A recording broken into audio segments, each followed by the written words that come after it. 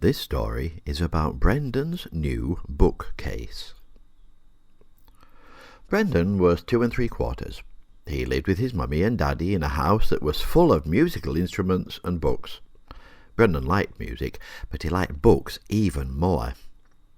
One day, Mummy said, "We'll have to get you a proper bookcase, Brendan, to keep all these books tidy." The new bookcase was brown, and Daddy said it had once been part of a big oak tree. It had 3 shelves and curvy bits on the sides. Brendan looked at it carefully, and saw something no one else had noticed. "There's a squirrel," he said. "A squirrel?" said Mummy. "Where?" Brendan pointed to a tiny picture on the bottom corner of the bookcase. "There," he said, and Mummy took a closer look. "Why, yes, you're right," she said. "It is a little carved squirrel. I wonder what it's doing there." Mummy couldn't guess, and neither could Daddy. But Brendan did not have to wait long to find out. That night, while he was sleeping in his racing car bed, Brendan heard a tiny scratching noise, and perched on top of his new bookcase, he saw a small furry creature no bigger than his hand, with tiny paws, eyes like little black jewels, and a big bushy tail. Brendan knew at once what he was. "Hello, squirrel," he said. The little creature looked at him with his head on one side. "Hello, Brendan," he replied. Brendan sat up in bed. "Who are you, and what are you doing here?" The squirrel said, "My name is Acorn, and I've come to live with you." Brendan knew a lot about squirrels. "Are you a red squirrel or a grey squirrel?" he asked. Acorn chuckled.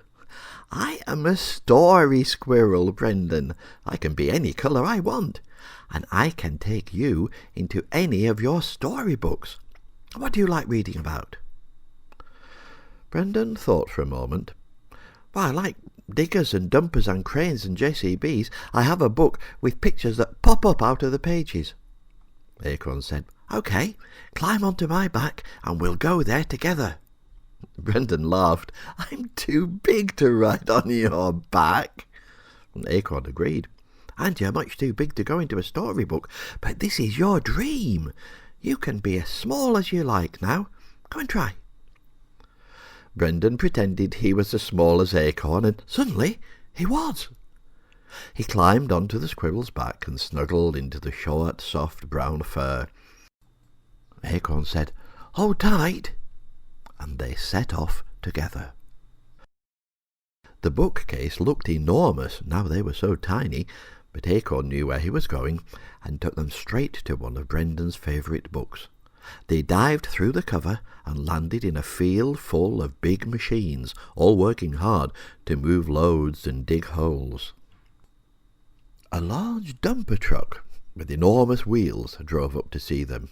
Acorn said, "Hi, Dumper, this is Brendan. He likes reading your book, and now he's come to see you."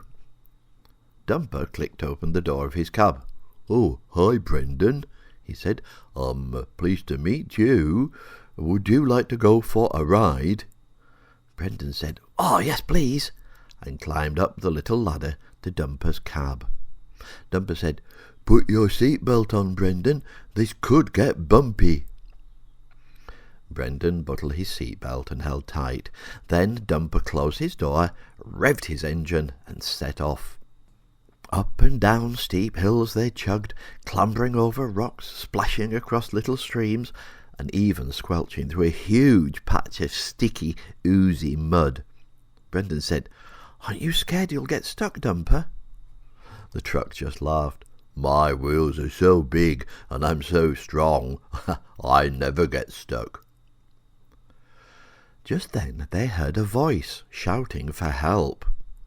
As they drove over a small hill, Brendan saw a green trail gator stuck in a mud hole. When the gator saw Brendan and the dumper truck, he flashed his lights and shouted, "Help! I'm stuck! Can you get me out, please?" Dumper made a worried sort of noise. Not that kind of truck, Gator.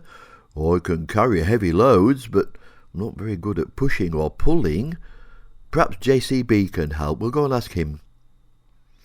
But JCB wasn't sure he could help either. I'm good at digging holes and filling them in again, but if I started to push Gator, we'd both just go deeper into the mud. Well, he really needs lifting out, not pushing or pulling. Brendan had a good idea. Well, let's ask Crane, then. Dumper said, Do you think his arm is long enough? He can't move around, you know. Well, please ask him to try, Gator said. I don't like being stuck. So Brendan and Dumper and JCB all went to ask Crane. He was so tall they had to shout very loudly to make him hear, but he soon agreed to try.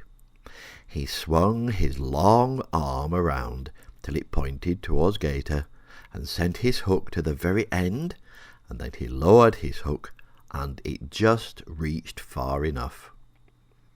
Then Gator said, But how can I get onto the hook? Machines don't have hands to fix things. Brendan said, No, but I have. And he climbed down from Dumper's cab and carefully fixed Crane's hook exactly where Gator told him. Then they all stood back, and Crane began to lift. It was hard work, because Gator was heavy and very stuck. But Crane was the strongest of them all, and soon, with a big squelch, he lifted Gator into the air. Gator squealed, Hey, I'm flying! Crane called, Don't worry, I'll put you down safely. But Gator said, Hey, not too soon, Crane. This is fun. So Crane lifted Gator a bit more and slowly swung his long arm all the way round, so Gator could see everything from up high. Then he gently lowered him down to a safe, dry, firm patch of grass. Gator shook himself when he landed and said, Wow! Thanks, Crane. Can we do that again sometime? Crane chuckled. Only if Brendan's here with us. I can't attach my hook without him. All the machines thanked Brendan and promised they would give him rides if he ever came to their storybook again. Brendan waved goodbye and climbed onto Acorn Squirrel's back. They flew out of the storybook and landed softly in Brendan's bed. There you are, said Acorn. I can take you into any book you like. We can see fairies or pirates or dinosaurs or spacemen, anything you like reading about. But now it's time to close your eyes and snuggle down. I'll see you again soon. The next thing Brendan knew, it was morning, and Mummy was making breakfast. Oh, hi, Brendan, she said. You obviously slept well. Brendan climbed out of bed and went to look at his new bookcase. It was exactly as he'd left it, just a brown bookcase made of oak with 3 simple shelves, completely ordinary, except that almost hidden in the bottom left-hand corner was a carving of Brendan's tiny and very exciting little squirrel. And that's the end of this story. I wonder where Brendan and Acorn Squirrel will go next. What do you think?